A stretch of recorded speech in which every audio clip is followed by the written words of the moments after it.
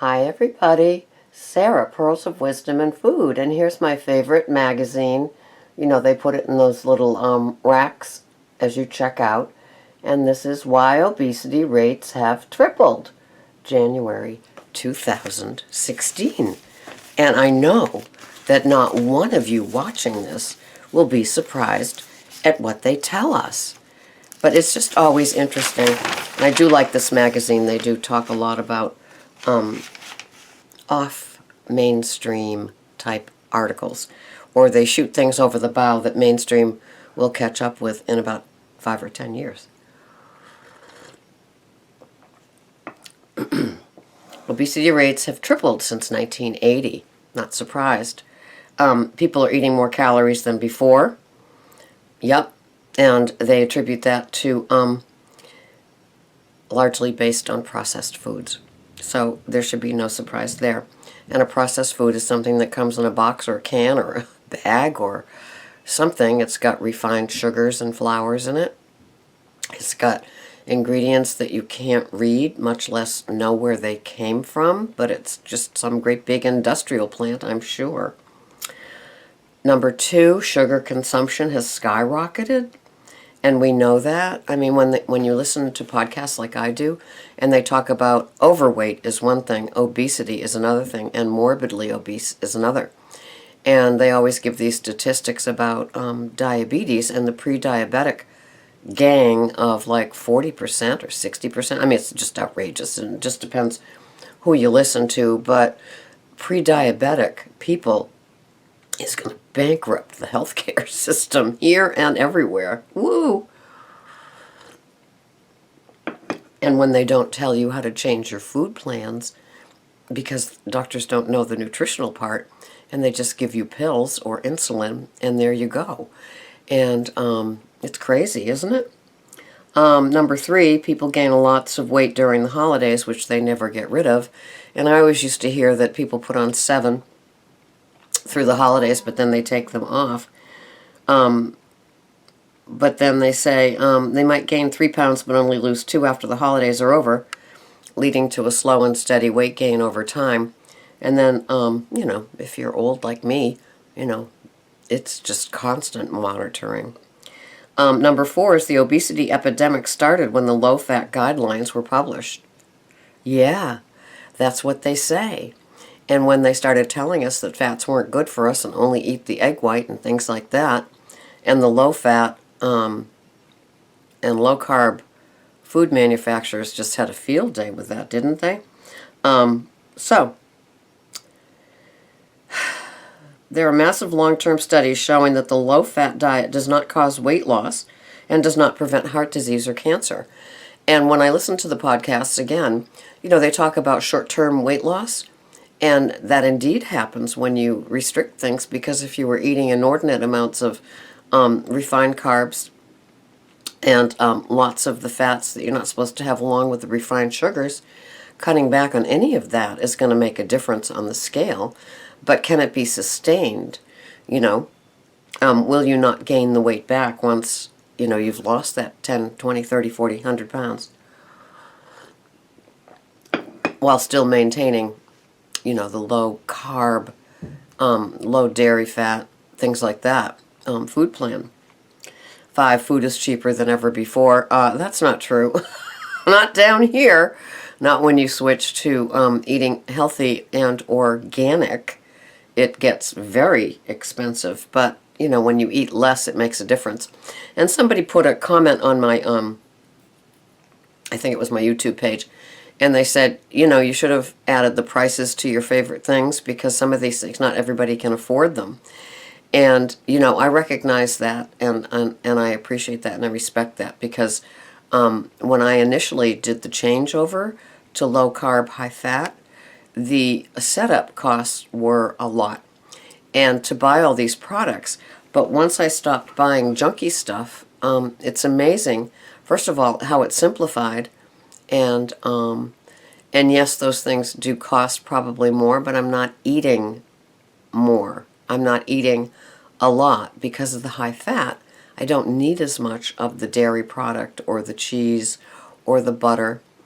And and it's more satisfying. So, and the same with the animal protein portions. You know, I'm having small amounts like I had before when I was on Weight Watchers. So even though it could look like it costs a lot, if you can't afford organic, just get the freshest that you can. You know, things like that. I mean, when I see berries, organic berries, 6 ounces are $5.50, that's crazy. So sometimes when they're 2 for $4, the regular berries, I buy them. I wash everything anyway. I gently wash them with soap and put them in a strainer. So if you can't afford organic, I certainly understand that. But frozen vegetables are picked at their peak. And those are a very good choice, especially if things spike in the winter when they kind of do that. So I do appreciate that, you know, food hasn't gotten cheaper, not down here.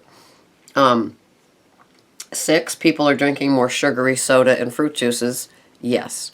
And when I do the fruit juices, when I look at the sugar, grams of sugar in, even if it's 100% juice, and they're bragging about no high fructose. Well, there was 30 grams in Langer. It was 29, 30 grams in Langer 100% juice that I bought for my shelter.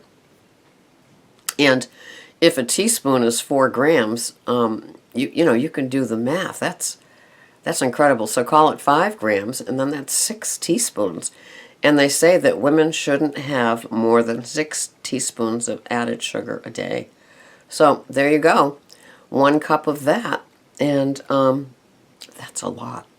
So when you see that, you know, people give up soda, but they drink the juice, orange juice, you know, I learned early on in my food planning days that, you know, trade the juice for the orange, trade the apple juice for the apple. You know, nature intended it to take care of itself, so even though the apple might have 27 grams of sugar in it, you know, it's got the fiber and it's got the other things in it, so it kind of balances out. Not that I'm having an apple every day. I haven't had an apple for a month. But if you do, you know, have it with the skin. Don't be peeling cucumbers. Don't be peeling apples. You know, have that the way that it's grown and intended, and the fiber, you know, helps with the digesting of the grams of sugar. 7 is increased food variety contributed to overeating and weight gain. And that's all about the junk foods. And so with more junk, it's more obvious. And, you know, some people don't even know what junk food is versus healthy eating. You know, in my nutrition group, you know, I'm not sure that they could identify what junk food is and what junk food isn't, because they just eat, you know, the boxes of things, and macaroni and cheese, the fajita kits, the taco kits, the I'm sure there's other things, but those are the 3 things. Even Hamburger Helper sometimes ends up on a menu. And I buy them and I wince, but, you know, it's baby steps into this. It's like, if you can add enough vegetables on the side, if you have an apple or even grapes or berries during the day, you know, offset it, balance it. You know, it's the balancing that I think makes a difference when you're introducing healthy foods and you're trying to learn how to omit the processed foods, the junk. 8, people don't burn as many calories when working. If you're a desk jockey, you don't need to be told that. The secretary spread, I used to call it. And people are eating more vegetable oils, mostly from processed foods. And, hello.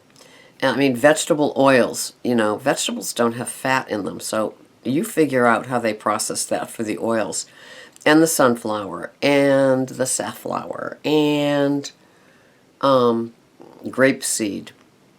All those oils, they aren't, you know, you need to stick to the, I buy organic canola to sometimes cook at high heat, along with my coconut oil and my olive oil. And I did buy some California Ranch olive oil, and I was seeing that it was on 60 Minutes when they talked about it, and I've got to find that clip on YouTube because I didn't see it.